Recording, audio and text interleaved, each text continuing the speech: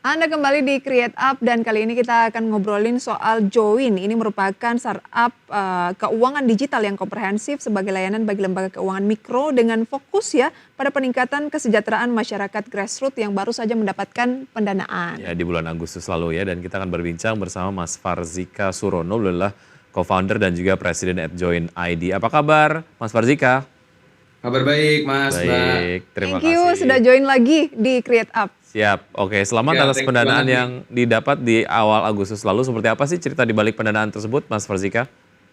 Wah, tentunya ceritanya sangat dinamis ya, Mas, apalagi dengan kondisi Tech Winter kemarin gitu. Kami tentunya sangat bangga dengan pendanaan terbaru dari 500 Global kemarin yang juga merupakan pengakuan gitu bahwa startup di luar Jakarta, karena Join ini kan dari Bali ya, Mas, Mbak gitu. Bahwa startup di luar Jakarta tuh bisa juga loh mengakses ke investor global seperti 500 gitu. Dan ini juga menunjukkan bahwa apa yang memang menjadi solusi kami untuk lembaga keuangan mikro itu memang penting dan memang menjadi pengakuan lah gitu bahwa ini bisa mendapatkan investasi dari investor global seperti 500. Nah, untuk memperoleh pendanaan dari 500 Global gitu ya, tahapnya berapa lama? Terus terang waktu itu cukup cepat ya Mbak, mungkin sekitar 1 sampai 2 bulan ya sampai kita mendapatkan fundingnya gitu dari mereka gitu, karena memang kepercayaan mereka juga terhadap kami dan memang salah satu layanan bisnis kami itu sebenarnya udah profitable Mbak. Jadi itu memang Oh, bedanya gitu ya beberapa tahun yang lalu gitu dengan sekarang itu profitabilitas gitu, pathway untuk ke profitability itu menjadi komponen penting ya dalam penilaian terhadap investasi ke kami gitu. Jadi ini menjadi salah satu pertimbangan utama ya, kenapa akhirnya 500 Betul, Global ini betul, memutuskan untuk betul, melakukan betul, betul, pendanaan. betul. Oke, pendanaan sio ini akan digunakan untuk apa saja atau sudah digunakan untuk apa aja, Mas? mengingat tadi udah profit ya. Iya, iya.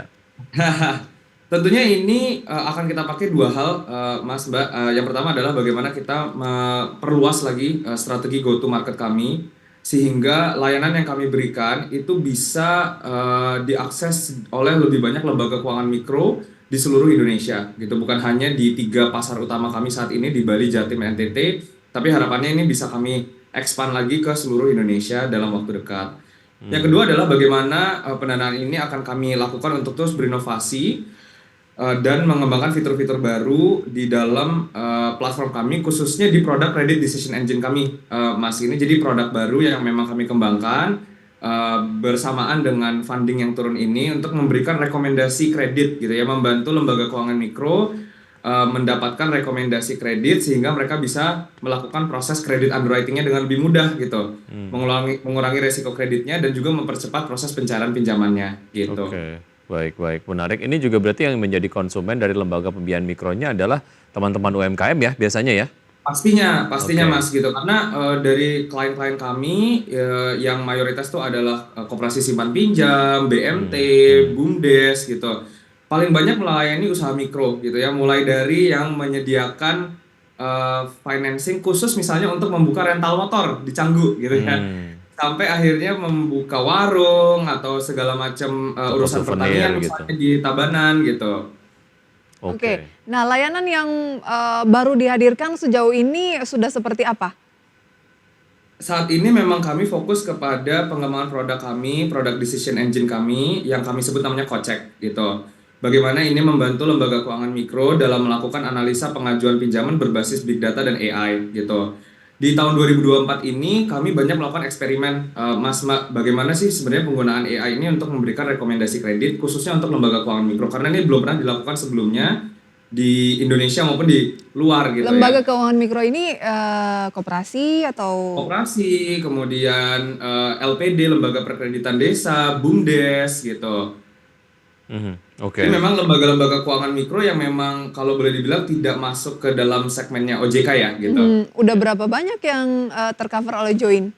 Saat ini kita mengcover sekitar 130 klien di 3 provinsi dengan total end user ya, itu sekitar 480.000 anggota yang sudah tercover dengan total pencairan pinjaman yang sudah difasilitasi oleh Join itu sekitar 700 miliar Mbak. Wow. Gitu.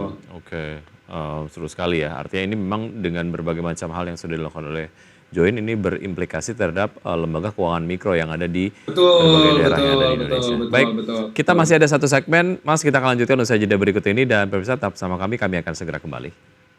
Kita masih berbincang pemirsa seputar teknopreneur nih dari lokal dari Bali namanya Join yang baru saja mendapatkan pendanaan. Ya, di bulan Agustus lalu ya. Ini kalau bicara mengenai dampak yang kemudian ditimbulkan oleh Join sendiri terhadap lembaga keuangan mikro, jadi menghadirkan sebuah layanan assessment lah ya terhadap calon debitur gitu, menilai profilnya apakah kemudian layak atau tidak dipinjami Betul, dana oleh lembaga keuangan mikro. Dengan begitu betul, akan menekan betul. indeks non performing loan lah yang ada di lembaga keuangan mikro.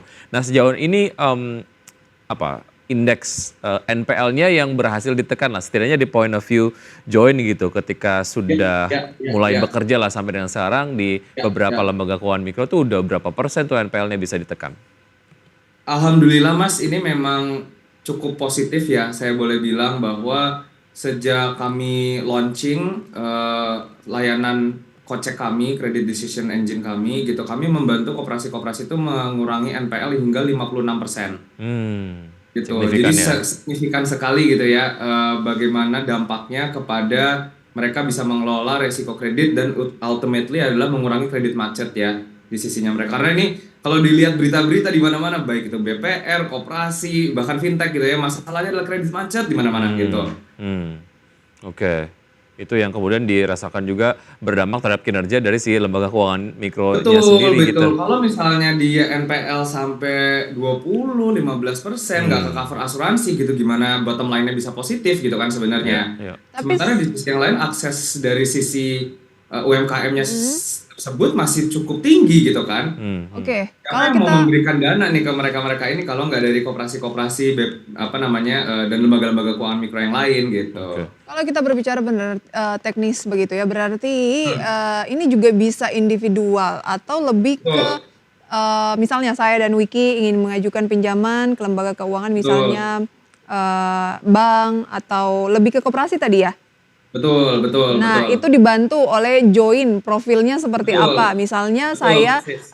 mengajukan berapa, tapi kayaknya layaknya tuh hanya sekian, seperti itu ya? Betul, persis, Itu yang persis, dilakukan oleh Join ya, persis, dan itu persis, yang persis. diajukan Join ke lembaga keuangan tadi, sehingga kan biasanya kalau lembaga keuangan Yes. kan lama ya prosesnya untuk memprofiling Ya, seseorang, seperti itu. ya, ya betul. Dan kadang-kadang kita juga lihat gitu bahwa namanya usaha mikro, usaha kecil gitu nggak bisa dipungkiri bahwa ketika melakukan credit assessment, it's about the individual itself gitu ya. It's not just about the business gitu. Kok Jadi kita bisa lihat bahwa dengan melakukan credit assessment dari platform kami dari Kocek, kami membantu koperasi-koperasi ini untuk bisa mendapatkan rekomendasi yang ideal gitu bahwa oke. oh, orang ini jangan dikasih 10 juta gitu. Orang ini tuh punya agunannya tuh udah dipakai di tempat yang lain gitu Kok misalnya. bisa? Metodenya tuh yang seperti apa Betul, untuk betul. memberikan credit assessment itu? Apa yang dilihat? Apa yang jadi Jadi barometer? banyak sekali Mbak, memang kita mengumpulkan data-data alternatif dari pihak-pihak ketiga yang kemudian tuh kita bundling dengan artificial intelligence tool lah yang kita punya gitu. Jadi ini yang benar-benar kita bangun sendiri untuk bisa memberikan rekomendasi kepada koperasi-koperasi atau klien-klien kami ini kira-kira orang ini tuh layaknya berapa ya Tapi gitu. berdasarkan izin dari individu tersebut, Pasti, artinya pasti tentunya karena setiap kali mereka mengajukan kredit, mereka tentunya memberikan persetujuan bahwa data-data mereka dari pihak ketiga yang lain itu akan diakses gitu. oh, oke. Oke, level of Gitu. akurasi dari assessment yang dilakukan seperti apa sih, Mas? Kita memang melihat kalau dilihat model kami sendiri itu tentunya masih terus kita akan improve gitu Mas. Ya, tapi kita punya bottom line gitu di mana akurasi adalah minimal adalah 90% gitu. Dan ini hanya bisa dijawab seiring berjalannya waktu gitu kan.